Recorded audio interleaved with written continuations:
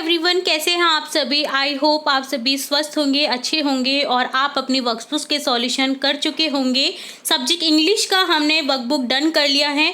अगर आपने किसी कारणवश कोई भी वीडियो मिस कर दिया है तो आप हमारी चैनल की प्लेलिस्ट से चेकआउट कर सकते हैं सभी पार्ट्स और एंड लाइन असेसमेंट के सॉल्यूशन। इसी के साथ आज हमारा डन हो जाएगा सब्जेक्ट साइंस का वर्कबुक का सॉल्यूशन, जिसमें हमने आपकी वर्कशीट 59 तक सॉल्यूशन देख ली हैं और पश्च रेखा आकलन अब देखने जा रहे हैं। तो इसके साथ ही आपका डन हो जाएगा सब्जेक्ट साइंस की वर्कबुक का भी सॉल्यूशन। तो अगर फिर भी कोई वीडियो आपसे मिस हो जाता है तो आप हमें कमेंट बॉक्स में बता सकते हैं और कमेंट बॉक्स के थ्रू मैं आपको लिंक भी प्रोवाइड करा दूंगी जिस भी आपको वर्कशीट की आंसर चाहिए उस वर्कशीट के वीडियो की। ठीक है, तो यहाँ पर आपको एंड तक वीडियो में बने रहना है ताकि सभी क्वेश्चन आंसर्स पश्च रेखा आकलन के समझ आ सके। फर्स्ट क्वेश्चन है, उबलते हुए जल अथवा भाप में से जलने की तीव्रता किसमें अधिक महसूस होती है। भाप में जलने की तीव्रता अधिक होगी क्योंकि उसमें जल की अपेक्षा अधिक ऊर्जा पाई जाती है जो गुप्त ऊष्मा के रूप में होती है। तो नोट करते हुए आपको अपनी वर्कशीट में जाना है। सेकंड क्वेश्चन है, नेफ्थलीन को खुले में रख देने पर वह समय के साथ कुछ भी ठोस पदार्थ छोड़े बिना अदृश्य हो जाता है, कारण स्पष्ट कीजिए। नेफ्थलीन में ऊर्ध्वपातन का गुण पाया जाता है, अतः खुला रखने पर कमरे के तापमान पर बिना कुछ छोड़े वाष्प में बदल जाता है। थर्ड क्वेश्चन है, बहुपरमाणुक आयन क्या होते हैं, उदाहरण दीजिए। परमाणुओं का समूह जिन पर नेट आवेश विद्यमान है उसे बहुपरमाणुक आयन कहते हैं, जैसे NH4+, अमोनियम आयन व hydroxide ion OH-। Fourth question है, यदि तत्व का परमाणु क्रमांक 5 हो तो तत्व की संयोजकता क्या होगी। तत्व का नाम भी लिखिए। तत्व का नाम बोरोन B व संयोजकता हो जाएगी 3। बोर के परमाणुिक मॉडल की 2 विशेषताएं लिखिए। तो यहाँ आंसर में पहली विशेषता लिखेंगे, इस मॉडल के अनुसार परमाणु केंद्रीय भाग में धनात्मक आवेश वाला नाभिक होता है। सेकंड में लिखेंगे, इसके चारों ओर इलेक्ट्रॉन वृत्ताकार कक्षा में चक्कर लगाते हैं। सिक्स्थ है क्वेश्चन, न्यूट्रॉन की खोज किसने की थी। आंसर हो जाएगा न्यूट्रॉन की खोज जेम्स चैडविक ने की थी। सेवेंथ है, समस्थानिक तथा समभारिक में कोई एक अंतर लिखिए। आंसर हो जाएगा, समस्थानिक में परमाणु क्रमांक समान होता है जबकि समभारिक में परमाणु क्रमांक भिन्न भिन्न होते हैं। 8th क्वेश्चन हो जाएगा, प्लेस्टिड कितने प्रकार के होते हैं, स्पष्ट कीजिए। आंसर लिखेंगे, प्लेस्टिड 2 प्रकार के होते हैं, क्रोमोप्लास्ट रंगीन प्लेस्टिड, ल्यूकोप्लास्ट श्वेत तथा रंगहीन प्लेस्टिड। 9th क्वेश्चन है, केंद्रक के कार्य लिखिए। केंद्रक कोशिका की समस्त गतिविधियों पर जैसे संचय, आनुवांशिक सूचना का उपयोग आदि पर नियंत्रण रखता है। कोशिका विभाजन में भूमिका निभाता है। आनुवांशिक गुणों को अगली पीढ़ी तक पहुंचाने का महत्वपूर्ण कार्य भी करता है। 10वां क्वेश्चन है, कायिक वृद्धि हेतु किस प्रकार के कोशिका विभाजन की आवश्यकता होती है, स्पष्ट कीजिए।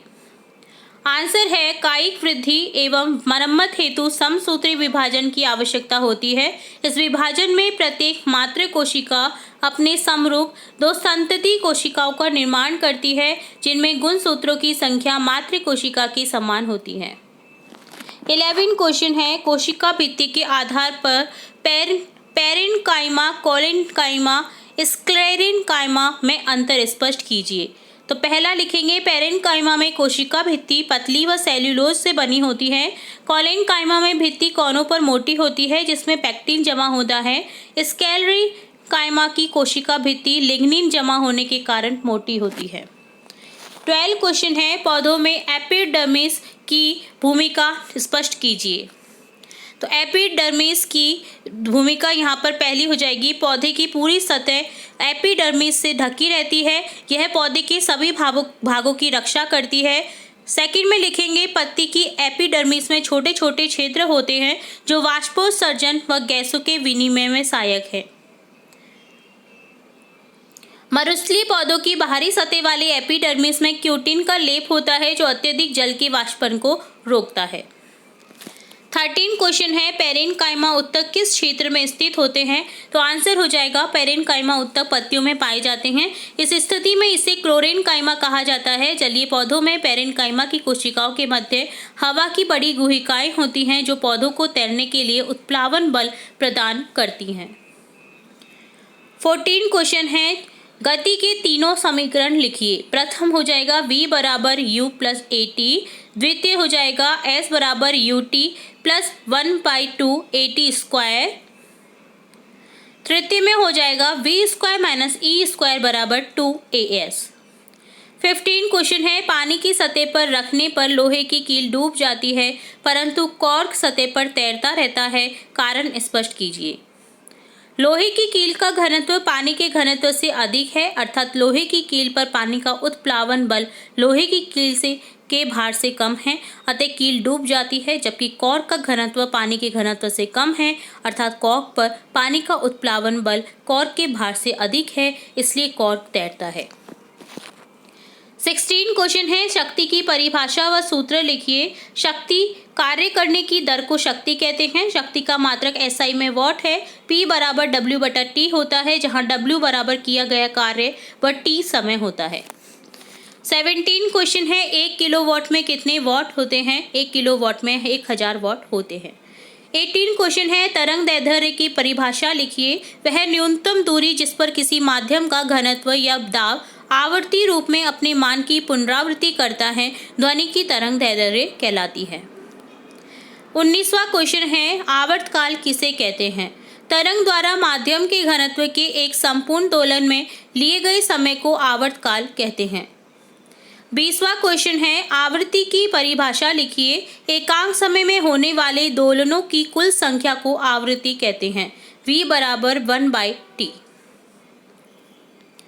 21वां क्वेश्चन है अवश्रव्य ध्वनि तथा पराध्वनि में अंतर स्पष्ट कीजिए। अवश्रव्य ध्वनि आवृत्ति 20 हर्ट्ज से कम होती है। जैसे मच्छर जो हमारे कान के आसपास मंडराता है तो हमें सुनाई देती है, जो कि बहुत बुरी लगती है, तो वो 20 हर्ट्ज से कम होती है उसकी ध्वनि। जबकि पराश्रव्य ध्वनि की आवृत्ति 20,000 हर्ट्ज से अधिक होती है। अवश्रव्य ध्वनि को केवल कुत्ता, बिल्ली, चमगादड़ सुन सकते हैं, जबकि पराश्रव्य ध्वनि को कोई नहीं सुन सकता। 22वां क्वेश्चन है ध्वनि की चाल मुख्यतः किन दो बातों पर डिपेंड करती है? ध्वनि की चाल माध्यम के घनत्व और ताप पर डिपेंड करती है, निर्भर करती है। ध्वनि की चाल वायुमंडलीय परिस्थितियों जैसे वायु की दिशा, रास्ते में आने वाली रुकावटों पर भी निर्भर करती है। 23वां क्वेश्चन है 23rd अंतरा फसलीकरण से आप क्या समझते हैं? इसके दो उदाहरण भी लिखिए। 2 या 2 से अधिक फसलों को एक साथ एक ही खेत में निर्दिष्ट पैटर्न पर उगाते हैं। कुछ पत्तियों में एक प्रकार की फसल तथा उसके एकांतर में स्थित दूसरी पंक्तियों में दूसरी प्रकार की फसल उगाते हैं। उदाहरण सोयाबीन धन मक्का या बाजरा प्लस लोबिया। सोयाबीन के साथ में मक्का उगाई जाती है, बाजरा के संग में लोबिया। तो ये अंतरा फसलीकरण का एक एग्जाम्पल है। फसल चक्र की परिभाषा लिखिए। एक ही खेत में विभिन्न फसलों को पूर्व नियोजित अनुक्रम में उगाएं तो उसे फसल चक्र कहते हैं। भारतीय मधुमक्खी का वैज्ञानिक नाम क्या है? एपिसेरेना इंडिका। 26 क्वेश्चन है 26वां प्रश्न पशुपालन के 2 उद्देश्य लिखिए। पशुपालन द्वारा अधिक से अधिक आर्थिक लाभ कमाना, पशुओं की नस्ल में सुधार करके अधिक उत्पादन बढ़ाना। 27वां क्वेश्चन यानी 27 क्वेश्चन है मैरीकल्चर की परिभाषा लिखिए।